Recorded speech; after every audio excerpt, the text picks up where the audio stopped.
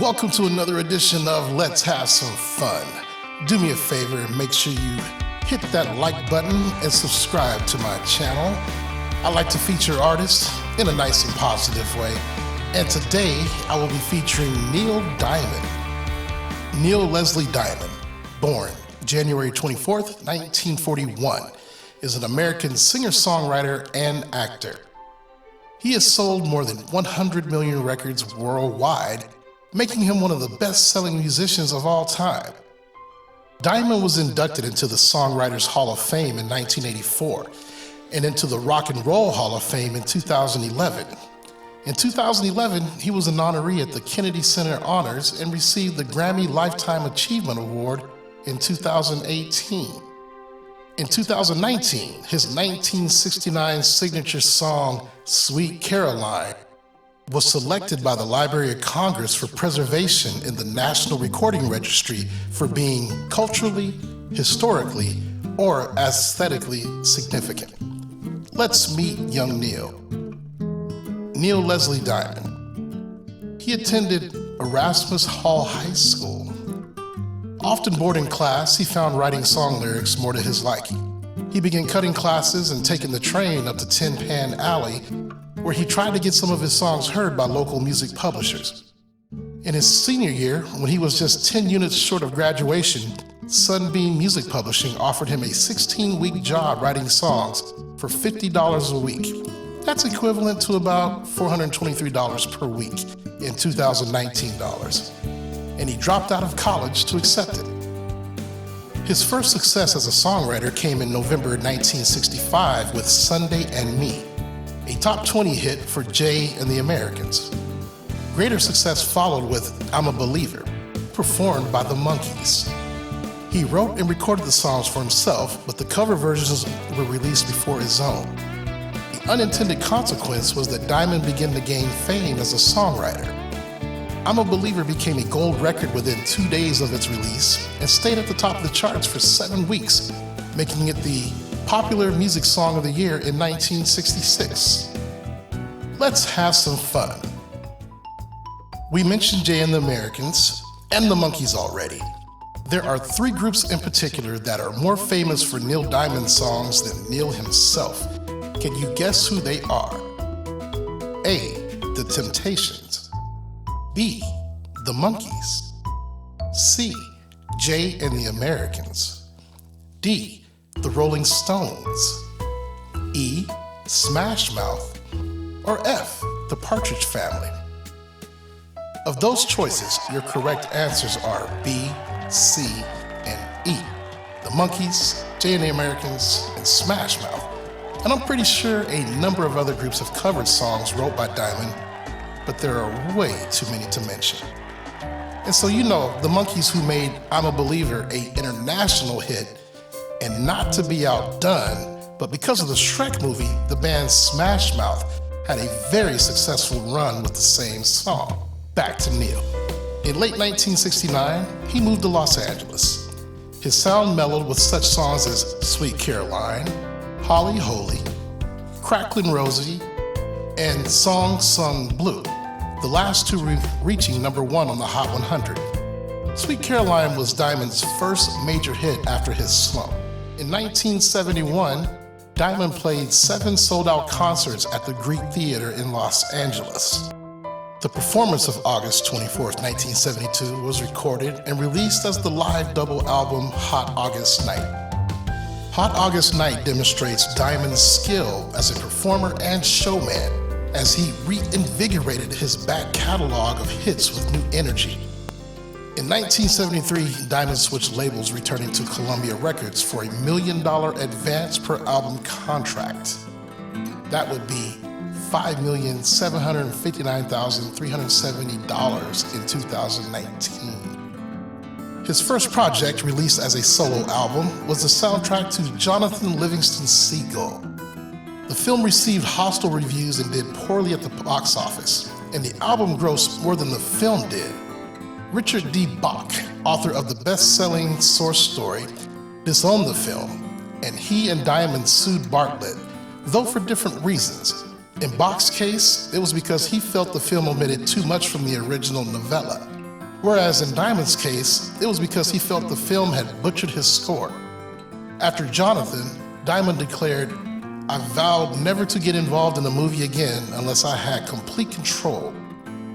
Bartlett angrily responded to Diamond's lawsuit by criticizing his music as having become too slick. "And it's not as much from the heart as it used to be," Bartlett also added. Neil is extraordinarily talented. Often his arrogance is just a cover for the lonely and insecure person underneath. Diamond was paid $650,000 in 2019 terms. That would be $2,920,000 from the Aladdin Hotel in Las Vegas, Nevada, to open its new $10 million theater for the performing arts on July 2nd, 1976. The show played through July 5th and drew sold-out crowds at the 7,500-seat theater. A who's who of Hollywood attended opening night, ranging from Elizabeth Taylor to Chevy Chase, and Diamond walked out on the stage to a standing ovation. He opened the show with a story about an ex-girlfriend who dumped him before he became successful. His lead-in line to the first song of the evening was, "You may have dumped me a bit too soon, baby, because look who's standing here tonight." Let's have some fun. What famous female celebrity attended the same high school as Neil? Was it A. Diane Keaton, B. Faye Dunaway, C. Barbra Streisand, or D. Meryl Streep? If you picked Barbra Streisand, you are correct. Remember, he attended Erasmus Hall High School and was a member of the freshman chorus and choral club, along with classmate Barbra Streisand. Diamond recalled they were not close friends at the time. They were just two poor kids in Brooklyn. But years later, through chance, they would reconnect. Here's the story. "You Don't Bring Me Flowers" is a song written by Neil Diamond with Alan and Marilyn Bergman for the ill-fated daily TV sitcom All That Glitters. The song was intended to be the theme song, but Norman Lear, the show's creator, changed the concept of the show, and the song was no longer appropriate. Diamond then expanded the track from 45 seconds to 3:17, adding instrumental sections and an additional verse. The Bergmans contributed to the song's lyrics, which tell the story of two lovers who have drifted apart while they go through the motions and heartache of life together. In 1977, Diamond released the album I'm Glad You're Here With Me Tonight, which included the track You Don't Bring Me Flowers as a solo performance. Early in 1978, Barbra Streisand covered the song on her album Songbird. These solo recordings were famously spliced together by different radio stations, creating unofficial duets, the success of which led to the studio bringing the two performers together for an official duet recording. The duet reached #1 on the Billboard Hot 100. We are not done with this song because there was an unusual duo that also performed this song. Let's have some fun. So, was that duo A. Kenny Rogers and Dolly Parton, B. Tupac Shakur and Ice-T, C. Dionne Warwick and Barry Manilow, or D. perhaps Kid Rock and Sheryl Crow? If you guessed B. Tupac Shakur and Ice-T, you know your trivia.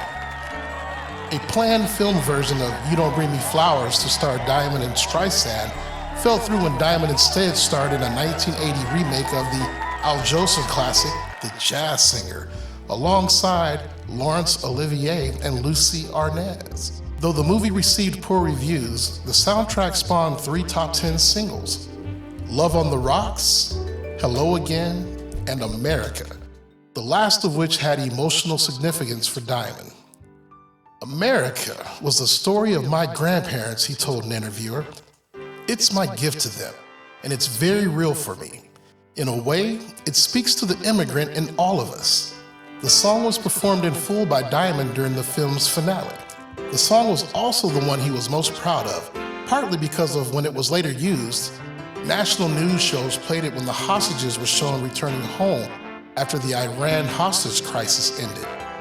It was played on the air during the 100th anniversary of the Statue of Liberty. and at a tribute to slain civil rights leader Martin Luther King Jr., as well as the Vietnam Vets Welcome Home concert. He was asked to perform it live. At the time, a national poll found the song to be the #1 most recognized song about America, more than God Bless America. It also became the anthem of his world tour 2 weeks after the attacks on America on September 11, 2001, when he changed the lyric at the end from "They're Coming to America" to "Stand Up for America." Earlier that year, he performed it after a request from former heavyweight champion Muhammad Ali.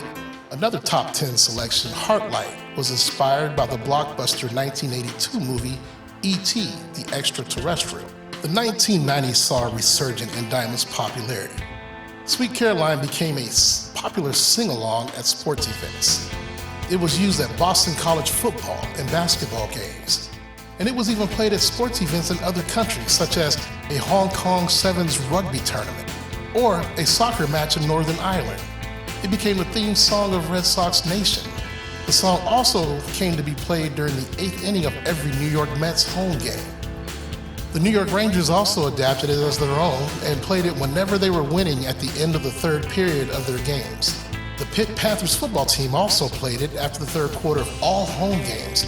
The Carolina Panthers played it at the end of every home game they won. On March 2nd, 2020, despite his retirement due to Parkinson's disease, Diamond gave a rare performance at the Keep Memory Alive Power of Love Gala at the MGM Grand Garden Arena in Las Vegas, where he was being honored.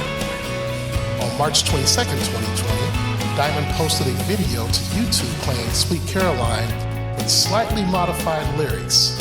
Hands, washing hands, don't touch me, I won't touch you, in response to the widespread social distancing measures implemented due to the worldwide COVID-19 pandemic.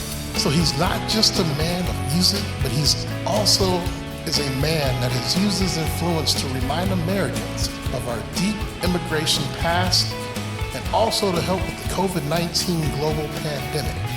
Neil Diamond, thank you for your many contributions. If you enjoyed this presentation, please like and subscribe. And if you have any ideas for other exposés, please drop a comment below. Again, thanks for watching. Let's have some fun. Neil Diamond.